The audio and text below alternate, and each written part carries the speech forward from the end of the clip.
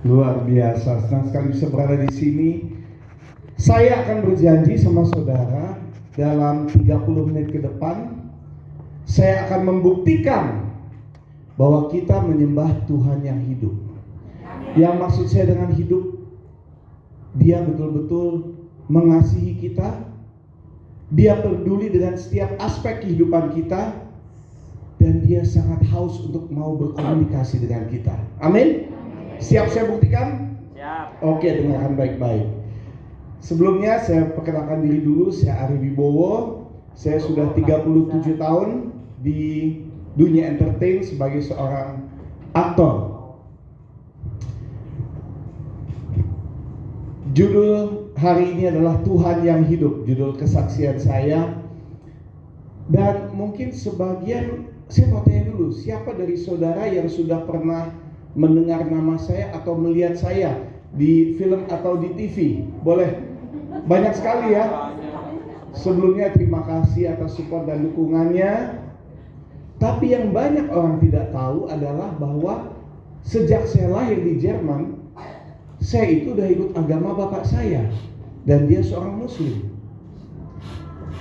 Bagaimana Tuhan memanggil saya, itu sebuah kisah yang jauh lebih menarik untuk saya ceritakan pagi hari ini daripada semua film atau sinetron yang pernah saya lakoni. Kenapa? Karena itu cerita fiksi, ini kisah nyata.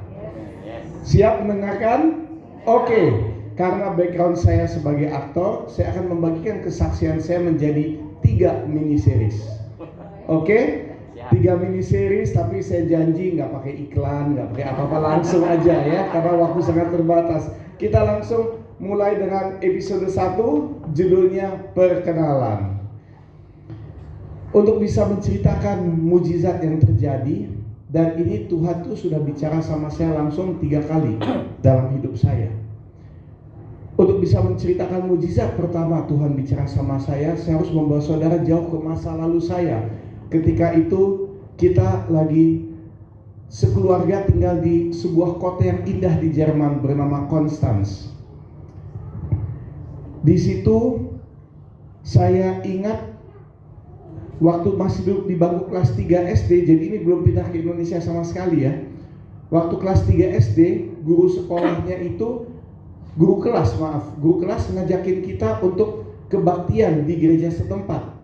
Karena saya bukan orang Kristen, dikasih pilihan mau ikut atau enggak, atau mau tetap di sekolah, karena gerejanya itu di bawah bukit sementara SD-nya di atas bukit. Indah sekali, jadi harus jalan kaki 15 menit. Namanya anak kecil, wah mau ikut dong sama teman-teman. Jadi saya ke gereja bukan untuk mencari Tuhan, tetapi untuk ikut jalan sama teman-teman. Ini gerejanya, gereja Katolik, sangat modern. Setiba di gereja, lagi tengah kebaktian, saya bertiga sama yang teman-teman yang non-Kristen duduk di belakang, yang lain semua teman-teman duduk di depan. Di tengah kebaktian mereka semua ngantri ke depan. Saya lihat ada apa nih? Saya ikut ngantri. Sampai di depan agak kecewa juga saya. Di saat dikasih kerupuk sama sirup, tapi kok sedikit banget ya. Saya kembali ke kursi saya tanpa memahami apa yang sedang terjadi, upacara komuni. Tapi entah kenapa saya mengikuti acaranya. Saya makan rotinya, saya minum anggurnya, dan bahkan sesuatu mendorong saya untuk ikut berlutut dan berdoa, mengikuti kata-kata pasturnya. Mujizat pertama terjadi. Ini tampak dalamnya gereja itu. Ini gereja di mana saya pertama kali berdoa. Saya duduk di sini dan selesai berdoa saya buka mata. Ada sinar terang dari langit-langit gereja yang menyinari saya. Dan ternyata memang ada skylight di gereja itu, iya kan? Memang ada skylight. Tapi jangan salah, untuk sinarnya bisa pas ke bagian sini, berarti kan mataharinya pun posisinya harus pas, iya kan? Dan matahari itu kan berjalan, sebenarnya bumi yang berjalan, tapi jadi pas ada di menyinari saya. Dan saudara, ada satu suara suara kebapak-bapakan bicara di dalam batin saya, Ich bin dein Gott und ich habe dich sehr lieb. Terjemahannya, saya adalah Tuhan dan aku sayang sama kamu. Sebelum kita lanjut, sebagai umat Kristen kita tahu kan, suara apapun yang kita dengar, kita harus pastikan, kita harus buktikan ini betul-betul Tuhan yang bicara, karena setan pun bersuara, betul? Bagaimana orang Kristen bisa membuktikan? Suara Tuhan tidak mungkin berlawanan dengan firman Tuhan. Jadi coba kita lihat, ada di ayat mana kira-kira yang mengatakan hal yang sama. Kita nggak usah baca, biar nggak buang waktu, cepet-cepet aja. Sebab aku yakin bahwa baik maut maupun hidup dan lain sebagainya, semuanya tidak akan memisahkan kita dari kasih Allah yang ada di dalam Kristus Yesus, Tuhan kita. Apapun yang ada di dunia ini tidak bisa memisahkan kita dari kasih Tuhan. Singkatnya, ich liebe dich, saya mencintai kamu. Iya kan? Berarti apa yang Tuhan katakan tidak berlawanan dengan firman Tuhan. Amin? Tuhan berkata, saya sangat menyayangi kamu. Itu mujizat pertama. Tapi karena orang tua saya bukan orang yang religius, akhirnya bocah kecil kelas 3 SD ini, pengalaman itu terlewat begitu saja. Setelah itu kita 1980 sekeluarga pindah ke Jakarta. Ini kondisi Jakarta 1980, saudara bisa lihat belum ada kemacetan, ya kan? Mas, indah sekali. Dan di Jakarta saya melanjutkan pendidikan saya.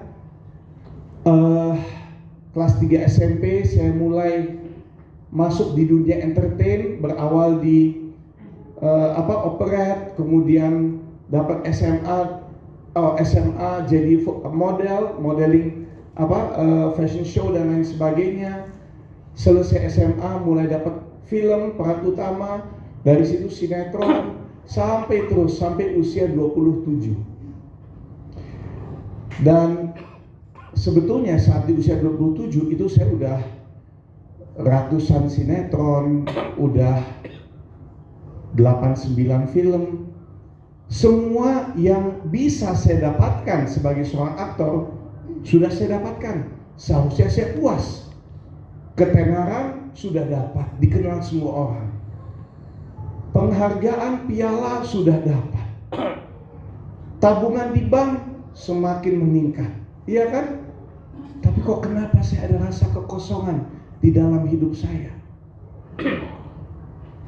Ternyata saudara, saya mulai mencari untuk mengisi kekosongan itu di tempat-tempat yang salah. Dan saya mencoba hal-hal yang dilarang. Dan di situ akhirnya Tuhan marah besar sama saya. Langsung kita masuk episode 2, judulnya Teguran Tuhan.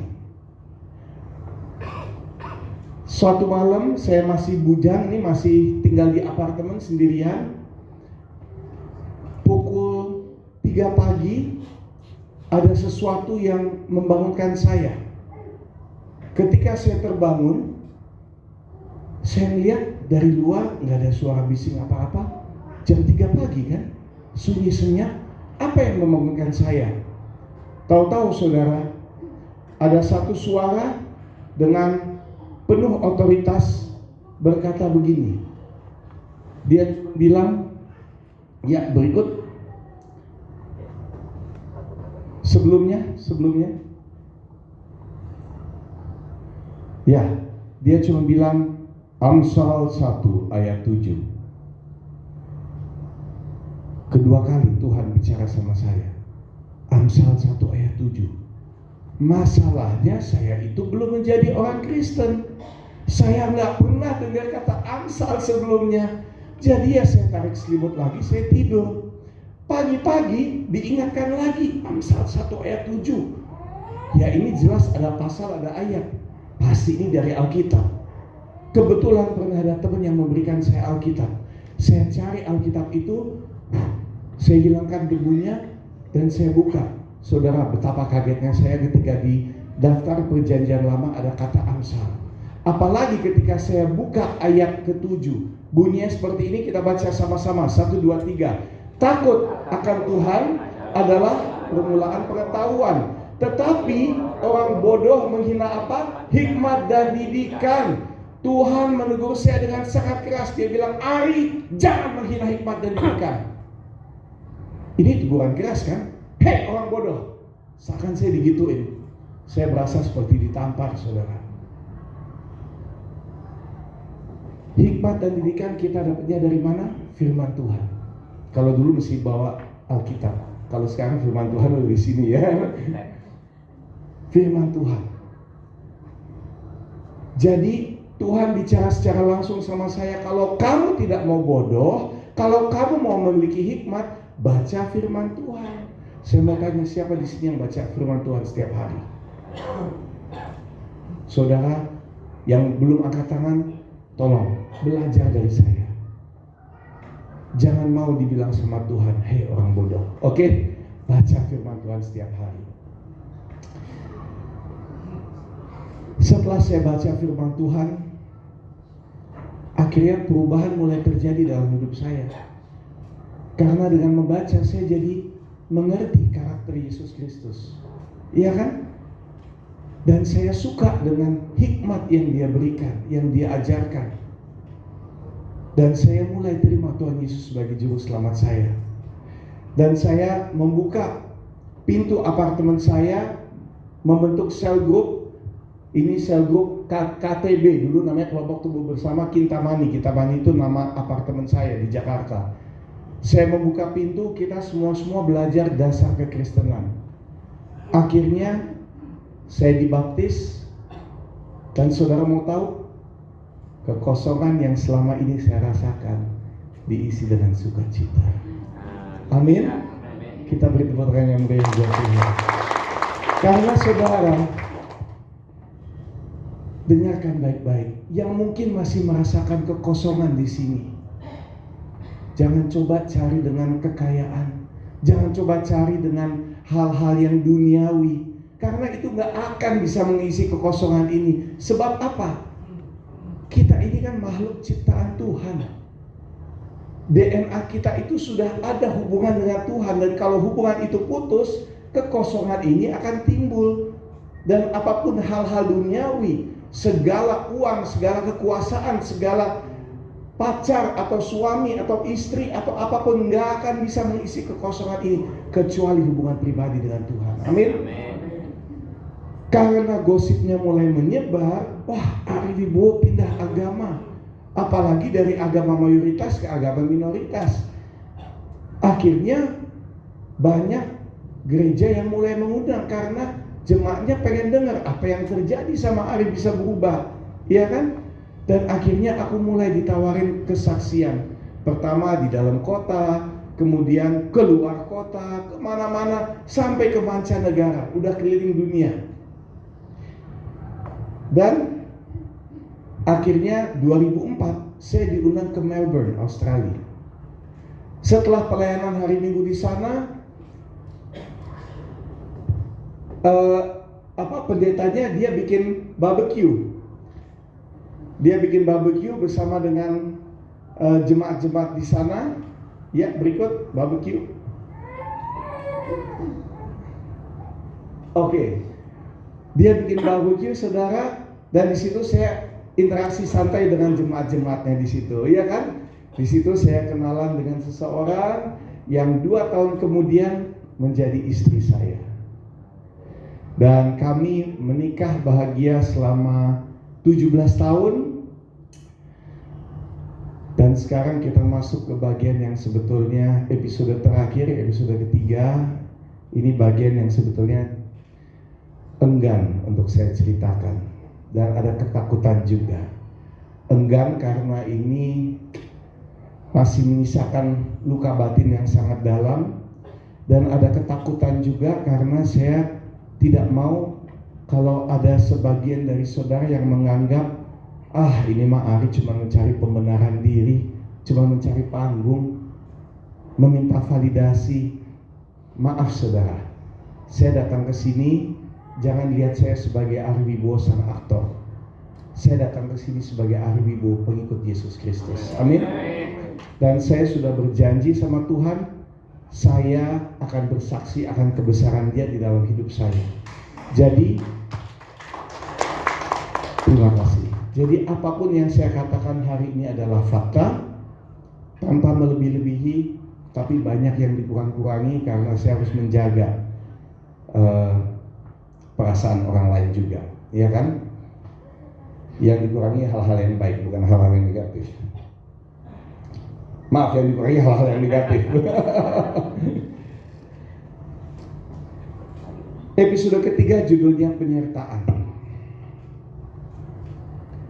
Saudara, saya mau tanya, siapa yang di sini sudah menikah atau pernah menikah? Boleh angkat tangan?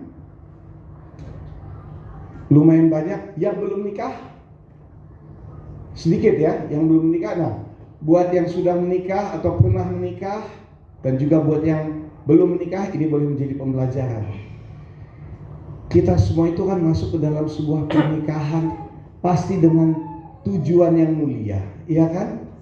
Kita mau hidup bersama, membagikan semua bersama-sama, kesenangan bersama, sulit pun bersama-sama, sampai maut memisahkan. Siapa sih? Dan kita udah bikin janji berbuat itu. Siapa sih yang mau cerai? Pasti tidak ada. Mungkin dari saudara ada gak yang masih ingat berita yang sempat viral 2 tahun yang lalu tentang perceraian saya? Ada yang ingat 2 tahun yang lalu? Nggak ada? Sedikit ya? Sedikit ada ya. Berita yang sangat viral dan dipenuhi dengan banyak drama. Yang saudara baca di berita itu semua kisah dari sisi sebelah. Sekarang saya mau ceritakan dari kisah yang sebenarnya. Karena yang namanya media itu pasti menggoreng berita. Karena judulnya pun clickbait. Karena dari situ dapat uang, iya kan? Kalau saya nggak mencari uang, saudara. Singkat cerita, istri saya minta untuk berpisah. Saya iakan permintaan cerainya karena segala usaha untuk mempertahankan rumah tangga itu sudah gak berhasil. Pak Pendeta Hosea Budi, saksi matanya, berapa kali dia bersama istri, Ibu Vera datang ke rumah, kita ketemu di restoran, Pak Hosea bicara dengan saya, istrinya bicara dengan mantan saya, tetapi sayangnya tetap tidak berhasil. Tapi nggak bisa dipungkiri bahwa pernikahan itu sesuatu yang kompleks, saudara. Iya kan? Perasaan, ekspektasi orang, apalagi yang namanya keadaan ekonomi, sifat manusia, semua itu dengan waktu bisa berubah. Karena kami sudah dikaruniai 2 anak laki-laki, Kenzo dan Marco, akhirnya kami memutuskan untuk berpisah baik-baik. Alangkah kagetnya saya ketika baru mulai proses perceraian di pengadilan, baru hari pertama salah satu pihak itu sudah melibatkan infotainment dan media. Pernikahan itu kan sesuatu yang menyedihkan, karena itu merupakan kegagalan dari kedua orang tuanya. Apalagi kalau sudah melibatkan anak, pasti berat buat mereka. Dan tentunya proses perceraian itu biasanya sesuatu yang terjadi tertutup. Tapi ini justru dijadikan sebagai konsumsi publik, dijadikan sebagai ajang pembelaan diri, dan penuduhan yang penuh dibumbui oleh kebohongan dan fitnah. Awalnya saya memilih untuk berdiam, karena pengalaman saya 37 tahun di dunia entertain. Kalau misalnya kita tidak meresponi berita hoax, akan hilang dengan sendirinya. Tapi kok ini malah makin menjadi-jadi, dan tuduhannya pun makin berjilid-jilid. Akhirnya sudah saya stres, saudara. Saya bingung apa yang harus saya perbuat. Saudara kan tahu, saya ini selama karir saya itu di dunia entertain, ya kan? Dan dunia saya itu adalah pekerjaan di ranah publik. Jadi opini publik itu sangat penting buat saya. Ketakutan saya sebagai seorang ayah mulai timbul. Apakah saya masih bisa menafkahi anak-anak saya? Mereka masih di bawah umur. Pada saat itu 14-15 tahun. Perjalanan mereka masih jauh. Dan ini anak-anak saya, Kenzo dan Marco. Pendidikan pun sebagai orang tua, kita pasti ingin memberikan pendidikan yang terbaik untuk anak-anak kita. Dan kita sama-sama tahu pendidikan itu gak murah, apalagi di Jakarta, iya kan? Bagaimana masa depan anak-anak saya? Tapi saudara, saya sangat berterima kasih sama Tuhan. Karena selain kejadian itu mendewasakan saya juga berterima kasih karena saya dikelilingi oleh teman-teman yang luar biasa. Mereka yang support saya, moral support, prayer support, mereka mendoakan saya. Dan saya ingat ada satu kejadian, saya lagi duduk di sebuah kafe bersama teman-teman saya.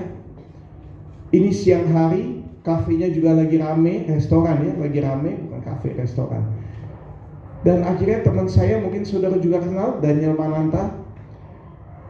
Dia bilang, ketika saya lagi berkeluh kesah sama dia bilang sama Sherry, yuk kita berdoa sama-sama. Karena lagi rame, kita doa dalam hati kita masing-masing. Nggak pakai suara, kita hanya saling merangkul dan kita berdoa. Selesai berdoa, Daniel bilang sama Sherry, Tuhan taruh di dalam hati gue untuk harus kasih tahu lo tuh harus istirahat dengan cukup. Karena kalau lo kurang istirahat, takutnya lo akan membuat keputusan yang salah. Dan saudara tahu nggak? Saya hanya bisa terdiam. Karena di saat yang sama, saat kita berdoa dan Tuhan berbicara sama Daniel, Tuhan juga bicara sama saya. Jadi seperti konfirmasi. Tapi yang Tuhan katakan sedikit berbeda. Tuhan bilang sama saya, be still, for this is my battle, not yours. Berdiam diri karena ini adalah peperanganku, bukan peperanganmu. Kembali, kita pastikan dulu ini suara Tuhan. Ada nggak firman Tuhan berkata seperti itu? Coba yang berikutnya, Keluaran 14 ayat 14. Tulisannya seperti ini. Tuhan akan berperang untuk kamu dan kamu akan diam saja. Be still. Ini peperanganku bukan peperanganmu. Berdiam diri. Sama persis ya. Berarti memang suara Tuhan yang berbicara sama saya. Amin. Saudara tolong jangan salah paham. Saya tidak membenarkan perceraian. Sama sekali tidak. Firman Tuhan jelas. Tuhan membenci perceraian.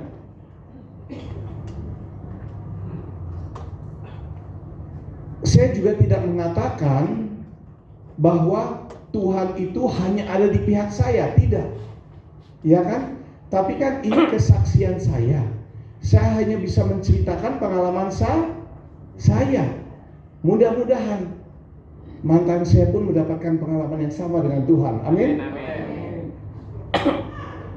Tapi saudara, kita harus ingat, yang Tuhan benci adalah perbuatan cerainya, bukan individunya. Betul? Sementara saya ini juga jauh dari sempurna. Saya pun banyak dosa. Tapi saudara, kita sama-sama harus paham,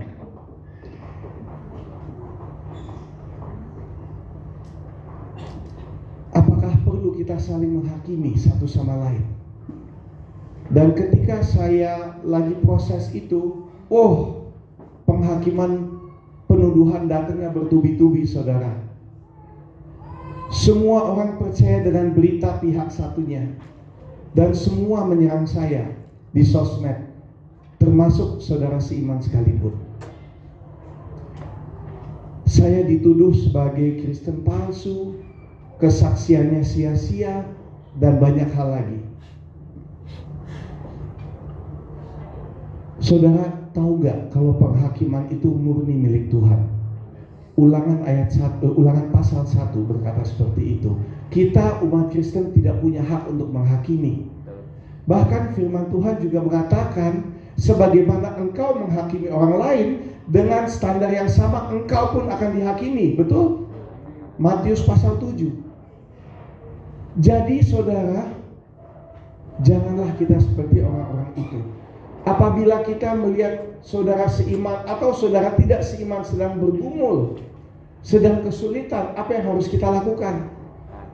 Minimal kita doakan mereka. Amin. Lebih baik lagi kita ulurkan tangan kita, kita bantu, kita dukung, bantu yang positif, ya kan? Kita berikan kata-kata yang membangun dia, yang menguatkan dia, supaya kembali ke jalan yang benar, bukan malah dihakimi, ya. Amin. Karena kita semua kan jauh dari sempurna. Saya nggak sempurna, saudara punya ada di sini jauh dari sempurna. Setuju nggak? Siapa yang sempurna nggak pernah melakukan dosa, angkat tangan. Nggak ada kan? Makanya, saudara, di tengah ketidaksempurnaan kita ada satu yang sempurna, yaitu kasih Tuhan buat kita. Amin. Kasih agape. Apa itu kasih agape? Itu adalah kasih kasta tertingginya Tuhan. Kasih yang bentuk kasih tertinggi, tulus dan sejati, tanpa pamrih, penuh pengorbanan dan tanpa syarat. Itu adalah kasih yang Tuhan ajarkan kepada kita untuk kita berikan kepada sesama. Amin. Tuhan mau kita mengasihi sesama persis seperti itu. Kalau tadi kata Pak Pendeta Hosea Budi, penginjilan, kalau saudara misalnya masih susah menghafali ayat, mulailah penginjilan dengan berbuat kasih. Karena ini adalah hukum Tuhan yang tertinggi, mengasihi sesama kita. Kita semua adalah ciptaan Tuhan, dan kita semua butuh kasih Dia, karena kita semua manusia yang berdosa. Amin. Amin. Saudara, merangkup 3 episode karena waktu sudah sangat terbatas. Merangkup 3 episode kehidupan saya di mana Tuhan bicara dengan saya, kita bisa melihat betapa besar keinginan Tuhan untuk punya hubungan yang erat dengan kita. Amin. Dan apapun keadaannya, masih kecil, belum menjadi orang Kristen, Tuhan yang sudah memperkenalkan diri kepada saya. Sudah sukses, tapi belum ikut Tuhan juga. Kembali Tuhan yang intervensi dan menegur saya keras dengan Amsal 1 ayat 7. Dan yang ketiga, ketika saya lagi proses percaya, dan begitu banyak orang Kristen yang menghujat dan menghakimi saya, mereka tidak tahu ternyata pada saat yang bersamaan Tuhan sedang mengangkat saya dan berperang untuk saya. Saudara, ini tadi saya baca Amsal 16 ayat 9. Manusia boleh punya rencana apapun juga, iya kan? Mau merencanakan pembunuhan karakter dengan media-media yang negatif dan lain sebagainya, silahkan. Tapi pada akhirnya rencana Allah yang akan menentukan jalan hidup kita. Amin. Tepuk tangan yang meriah buat Tuhan.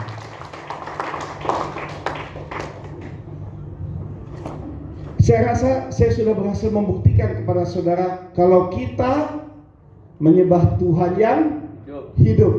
Percaya? Tuhan yang begitu peduli dengan setiap aspek kehidupan kita, Tuhan yang ingin yang terbaik untuk kita semua.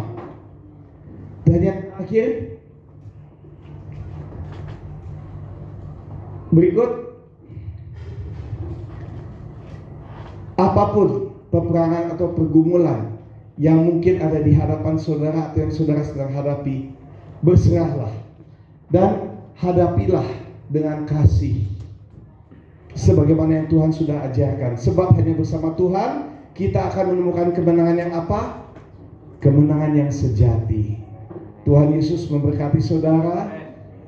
Semoga kita tetap berada di dalam kasih, dan kasih yang sama bisa kita sebarkan kepada orang lain. Tuhan Yesus memberkati. Terima kasih.